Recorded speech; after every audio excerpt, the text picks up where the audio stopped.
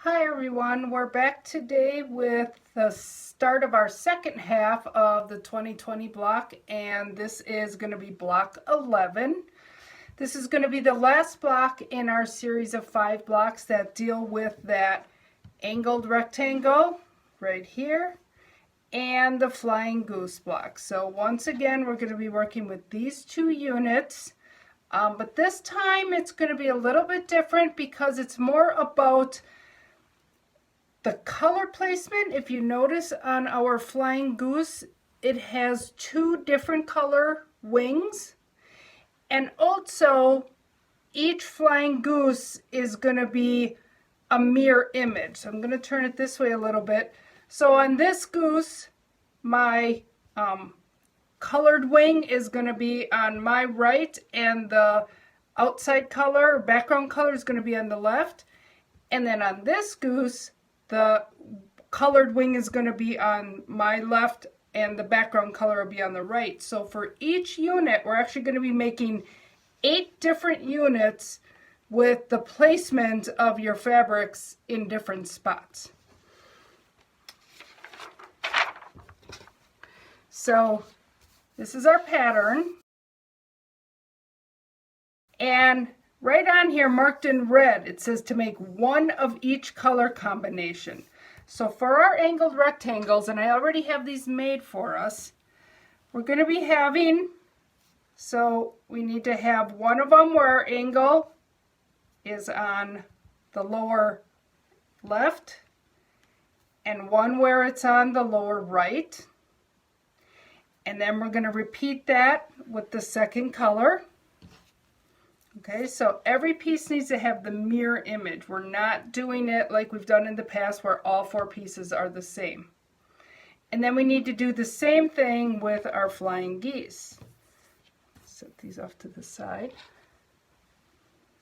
So again, for our flying geese units, we need to have our background color to the outside and our colorful or our center color to the inside. And so when I make them, they need to be the mirror image of each other. And then I'm going to do the same with my second colorway. So those are the 4 pieces. So this is one where you aren't really learning a new technique as much as you really have to be careful for your placement of your little squares as you sew them on. And again, because we're making every single piece is basically a different placement, we are going to be using that method where you sew your squares onto your rectangles, each one individually. Okay, so then to put your units together, I need to make these kind of 4 quadrants. And this one is different where I'm going to grab my blocks from the last ones we've made. Put these on the side for a minute. So in the very first block, actually the first 2 that we made, right, we had our angled rectangles, and our angled corner was to the center so that we created this secondary little square in the middle, and then our flying geese were pointing towards our rectangle. So that was the first 2 blocks we made in this series. And then the third block, again, you had that angled rectangle pointing to your center, but it had to be in the upper corner rather than the lower corner. And then our flying goose was pointing outwards. And then in the 4th block, our angled rectangle was angled to the inside rather than the outside, and our flying goose was pointed out. So in all the previous ones, the flying goose was always on the outside, the angled rectangle was to the inside, and all 4 pieces were put together exactly the same and just given a quarter turn as you assembled them. With this one, let's set it like this.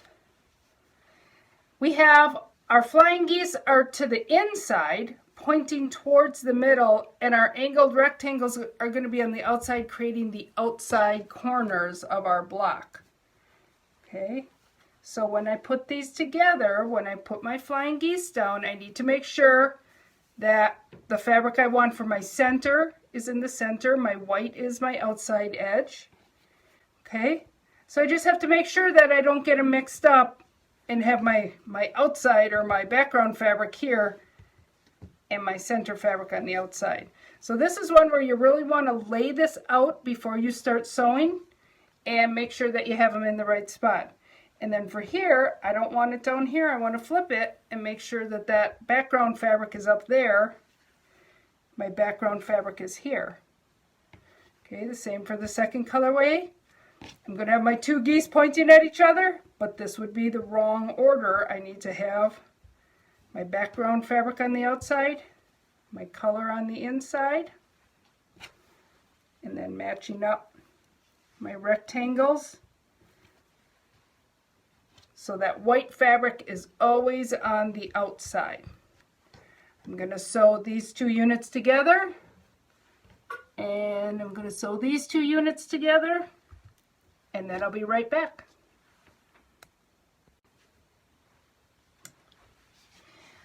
Okay, so I am back with my 4 units, and I have my Flying Goose and my Angled rectangles sewn together. One thing with these, when I squared them up, so I already have these trimmed and ironed and squared up.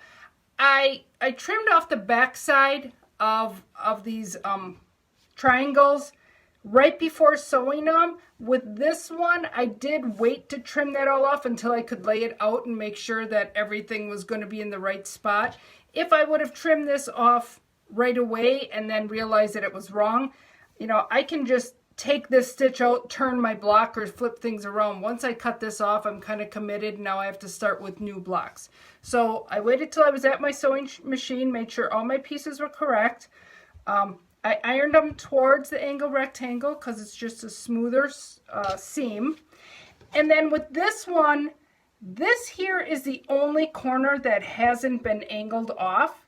So when I squared them up, that was the corner that I used because it was the corner I cut, so it's going to be the most accurate. So I lined up my 4.5 inch lines with this corner and then squared up my blocks. Okay, anytime you add something on is where you can have the variable. So I just want to take a moment a little bit and talk about when you're doing adding these squares onto your rectangle, whether it's just one to make an angled rectangle or whether you're adding 2. What happens a lot of times is people line them up for whatever direction you need your sewing to go. And if I take and start with this corner that is just kind of a sharp corner on either side, what happens is a lot of times that needle hits it and it pushes that fabric down into your needle plate and into your bobbin case, and it kind of gets jammed in there. If instead I start on this corner where my back fabric, there's a bigger piece, I can't shove this top corner down into my bobbin case because this is a solid piece behind it. So I'm going to start with this corner leading into my machine rather than this corner.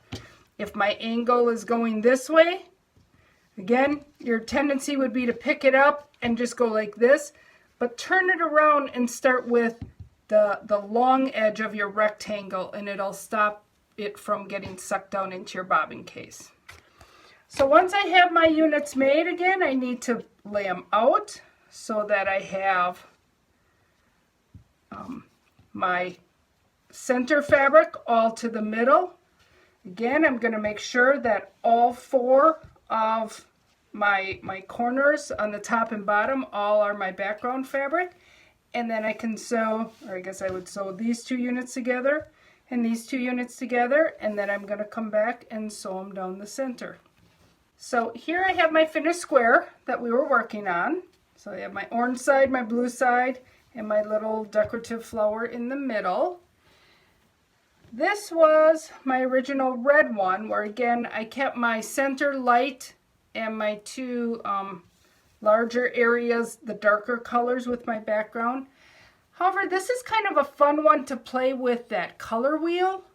So this was the block I made from my 12 fat quarters. So I was playing with that yellow and blue can make green. And then this one, I did the red and blue make purple. So you can kind of play with that color wheel, and you could make several different ones, creating different looks as you went with the different color combinations. So it's kind of a fun play with color for this block.